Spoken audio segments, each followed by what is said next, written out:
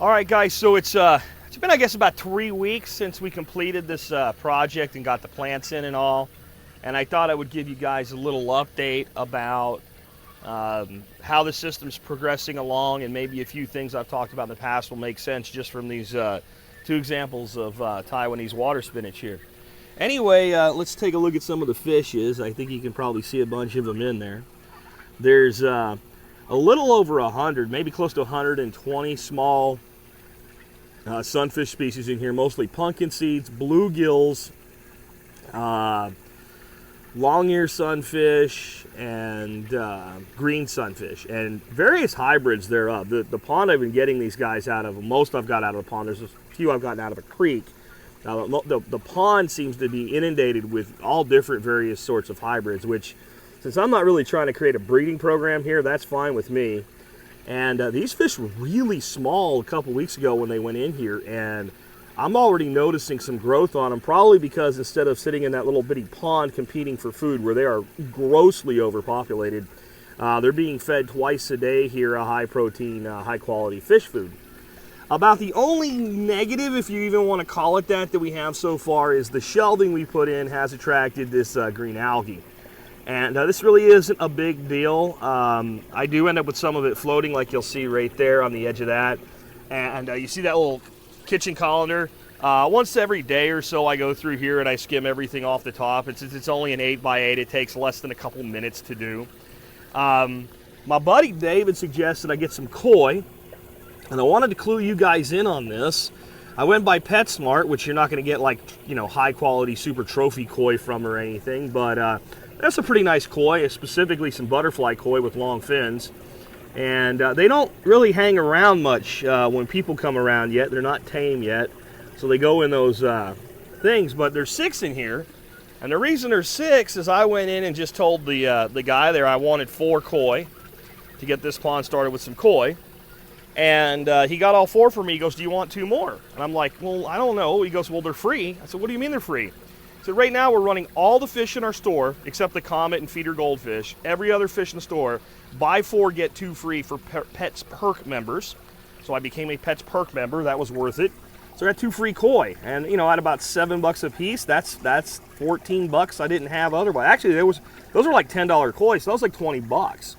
So if you're looking to buy fish for your tanks or what have you, or koi for your outdoor ponds, this might be a good time to go to Petco. I think he said till August 6th that's running or something like that. I'm going to be actually stocking a tank with African cichlids. I'm going to be going by today, I think, because Tuesday is when most Petcos get their new fish. I don't know if that deal is regional or if it's nationwide, but you might want to check if you have a fish need.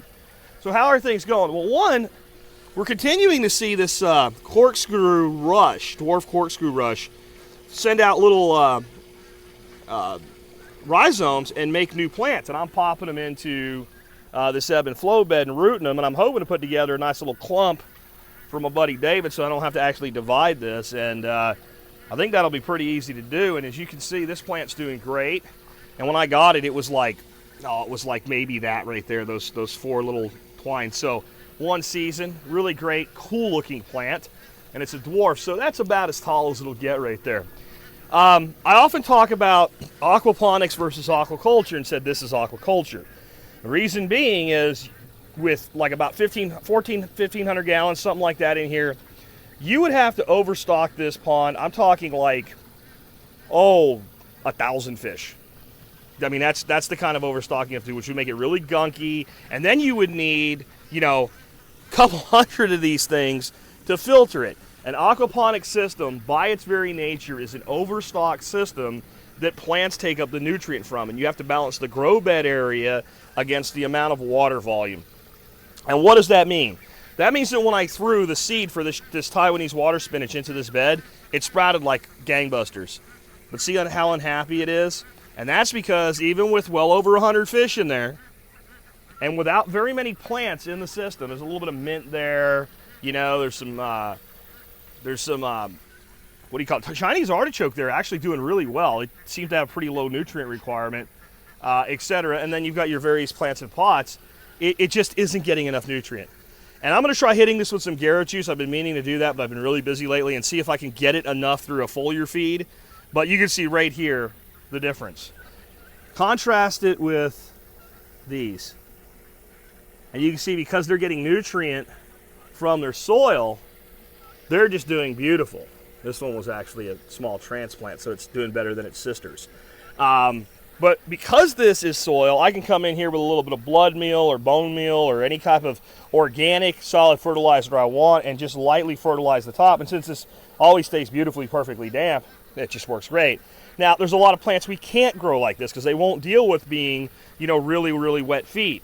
But this plant, bloody dock over there, blue Hawaiian taro, things like that, they all do really, really well. Let's come on over here. I started over on this side. Hey, turkey. Hey, Dana, stalking the turkeys. I started over on that side because you can see the sun hits the water here, so you can't see as well. But these are some water chestnut that I pulled out of an ebb and flow bed from my other system that were also not doing very well. They were very, very pale looking because they were not getting enough nutrient. And man, they've taken off, and they're doing really well. The sweet potato is doing pretty good in here. Sweet potato is pretty low nutrient requirement, but you can see just from the heat, the first bit of this vine pretty much got singed off, but that's all right. It'll continue to grow and, grow and propagate itself. Yeah, this is the Chinese artichoke, also known as Cronensis. This is a tuber crop, and if you can look at the leaves, it's not a real stretch to see it's related to mint. A lot of people I've seen talk about this seem to think that this plant is related to Jerusalem artichoke because it produces a little tuber that kind of looks like a mini Jerusalem artichoke. This is not a Helianthus species at all. This is a Menthis or mint species, though the leaves really aren't much use in the way of mint, and they're very furry, so they would be something that even if they had a good flavor, you'd want to dry and use as a tea or something, because I don't think you'd want to eat that. Those little hairs would be pretty intense. Now here's again my case for why I think everybody should have some ebb and flow beds in their life, just plant propagation. So right here, this is purple Japanese sweet potato green. And what happened was, these are actually edible, these greens. And I went and actually harvested a whole bunch of greens the other day and made a sweet potato green dish for our dinner. And these are just the tips off of the vines. I mean, the vines I harvested were like 4 feet long, and I took all the leaves off them. They've been in here for like 4 days. Let's take a look at what they look like in maybe 5 days. You ever root a sweet potato slip like that in 4 or 5 days in a glass of water? I'm going to tell you right now, no, you didn't. If you say you did, no, you didn't. This is the power of moving water. And I'll leave that there and tuck her back in a bit. But as you can see, the ability to propagate plants with an ebb and flow bed is extreme. And again, this is not an aquaponics system because I can't get enough nutrient to these beds. However, there's a lot of plants that don't have a huge nutrient requirement, like green onion. Green onion popping up there, and there's some other ones fixing to start coming up. There's one right down there. All this is every time we buy green onion, we cut all the tips off and put the tips in our ebb and flow beds, and we have an endless supply of green onions. So we got a lot going on. This is doing really well. As I said when I showed you the last video on this, I actually put salvinia and azolla in this little floating island, and that pipe is designed to basically hold those plants there so they don't get beat up and destroyed by, all of this moving water.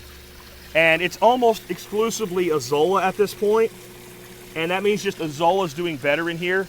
It's also not as happy because you can see there's not that much nutrient cycle built up in this pond yet. I think over time, even with as much water as we have, as we continue to add fish to it, we'll get a higher nutrient level and these plants will do better. However, the water hyacinth is doing really well. Water poppy is doing okay. This is a plant that I got as a ornamental plant. It's beginning to actually climb out and find its own place.